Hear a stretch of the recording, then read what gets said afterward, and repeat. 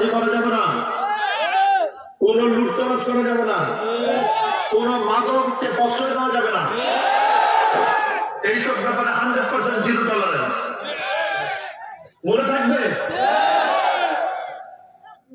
আমি আজকে সশরীরে আপনাদের মধ্যে উপস্থিত হতে না পেরে আমি আন্তরিকভাবে দুঃখ প্রকাশ করছি। আমি আপনাদের কাছে মাপ চেয়ে নিচ্ছি। আজাদ ভাইয়ের ভয় নেই, রাজপথ ছাড়ি নাই, আজাদ ভাইয়ের ভয় নাই, মুক্তার মাটি, আজাদ ভাইয়ের মাটি।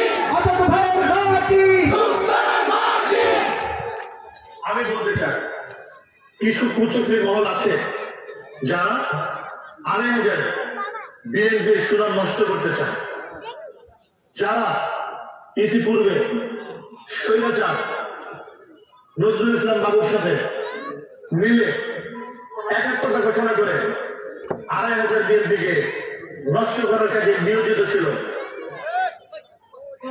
সেই সকল পার্সনদেরকে বলে দিতে চাই, আপনারা অচিরেই সাবধান হয়ে যান।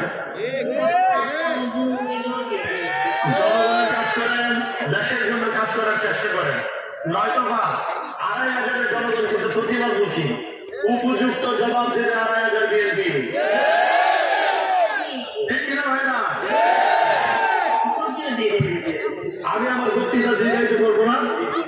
আমি পরিশেষে একটি কথাই বলবো, জননেতা জনাব তারেক রহমান যে সোনার বাংলাদেশ গড়ার জন্য, যে স্বপ্নের বাংলাদেশ গড়ার জন্য কাজ করে যাচ্ছেন, আমরা গুপ্তাদি ইউনিয়ন সহ 2500 থানা বিএনপি, যুবদল এবং অঙ্গ সংগঠন, আমরা সবাই সেই যাত্রায় জননেতা তারেক রহমানের পাশে থাকবে ইনশাল্লাহ।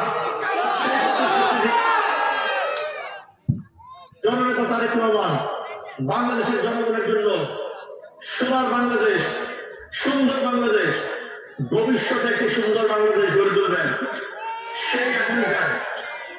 সবাইকে ধন্যবাদ জানিয়ে আমারও এই গণতান্ত্রিক আন্দোলনে 17 বছরে নেতৃত্ব দিয়ে এদেশের মানুষের মধ্যে মুক্তভাবে কথা বলার অধিকার ফিরিয়ে দেওয়ার জন্য জননেতা তারেক রহমানকে 2500 বাসের পক্ষ থেকে আবার অনেক অনেক ধন্যবাদ জানিয়ে এখানে শেষ করছি। বাংলাদেশ জিন্দাবাদ, বাংলাদেশ জাতীয়তাবাদী দল জিন্দাবাদ, শহীদ জনগণ।